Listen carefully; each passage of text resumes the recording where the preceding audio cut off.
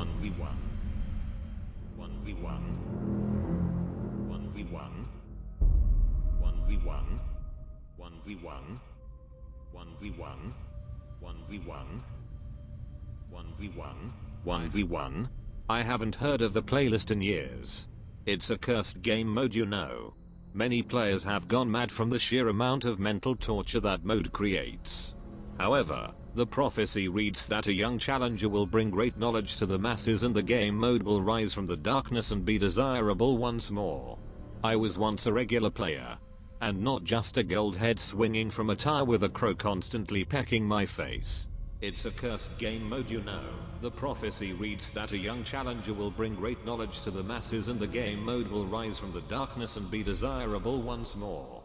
I was once a regular player. And not just a gold head swinging from a tower with a crow constantly pecking my face. Okay. I'll do it. I'll take the challenge.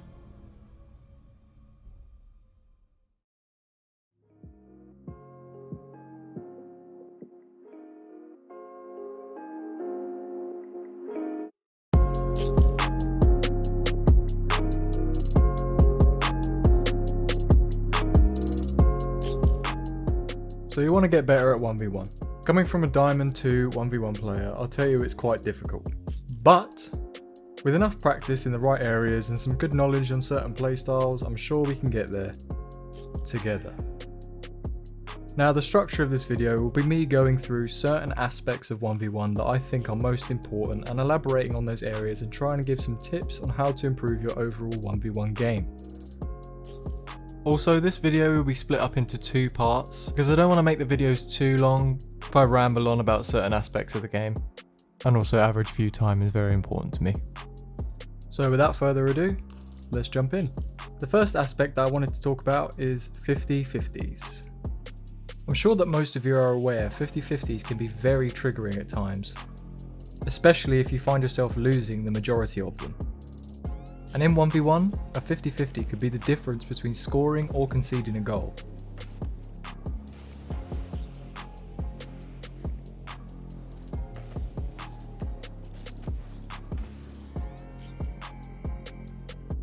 When it comes to 50-50s, positioning is everything. To put this briefly, to increase your chances of winning a 50-50, you have to be in a better position to direct the ball than your opponent is. For example, in this 50-50, I can see that my opponent is coming from below the ball and from the left hand side, and will most likely make contact with the ball somewhere around here. This would make the ball fly off somewhere in this direction. To counter this, I would have to hit the ball against where he is making contact with the ball.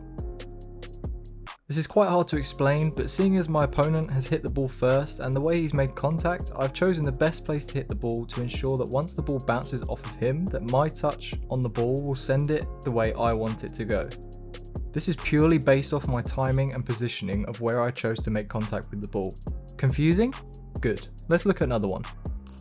I've chosen to use a kickoff as my next example, as in 1v1s, kickoffs are probably the most important thing you should focus on, and they also count as 50-50s. Okay, so as you can see, my opponent is using the speed flip kickoff, which can be very dangerous.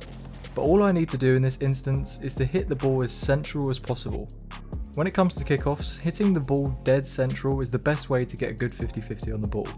As even if your opponent makes contact slightly lower than you, the ball will be pushed over their car and will end up in their half. So here, as you can see, my opponent uses a speed flip to get to the ball faster than me.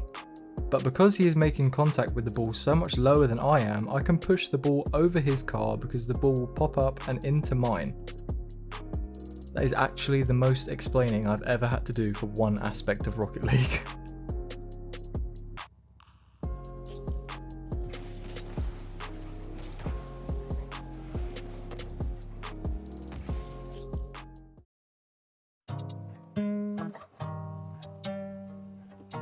The second aspect I want to talk about is known as shadowing, or shadow defense.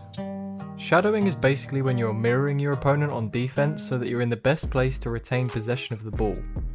Let me show you an example. So right now you can see that my opponent has gained possession of the ball. My immediate instinct is to get into a position where I can shadow his movements. hence the name Shadow Defense. I can follow my opponent as far back to my goal as I feel is necessary, or until he takes a shot, which I should be able to save as I'm basically in the same position he is, just more goal side. Let's take a look from a different angle. Once I see that my opponent has possession of the ball, I move to the right hand side of him. This is so that if I need to make a save, I have more area to hit the ball into away from my opponent. So at this point, I can just simply mirror what my opponent is doing, just slightly ahead of him, so that whatever he chooses to do, I will have that extra step in front which will allow me to deal with whatever he chooses to do with the ball. For my next example, I'm going to put both shadowing and 50-50s together. So once again, I see that my opponent has possession of the ball, so I back off slowly towards my goal as he starts his approach with the ball. But I decide at this moment to fake a challenge, forcing him to either jump or hit the ball towards me. Which he does, so I now know he hasn't got complete control of the ball, so now I make my challenge to dispossess him of the ball. Now here comes the 50-50 part. Now that I have possession, my opponent does the smart thing and starts shadowing me. He's a bit too close to me, but he's shadowing, so I'll respect it. Once I get close enough to his goal, I want to go for a low 50-50, which my opponent probably isn't expecting. Once I drop the ball, this makes my opponent jump, expecting me to try and flick the ball in some way to try and score. But instead, because he jumped, I can easily dribble the ball underneath him and score very easily. Okay guys, so that is going to be it for this video, but do make sure to subscribe and turn on notifications so that you don't miss the second part of this little mini series. I hope you guys did find this video helpful, and if you did, make sure to leave a like and let me know down in the comment section. That is all I've got time for today guys, so I have been Oliver, that is OLVR, and I'll see you guys in the next one. Peace!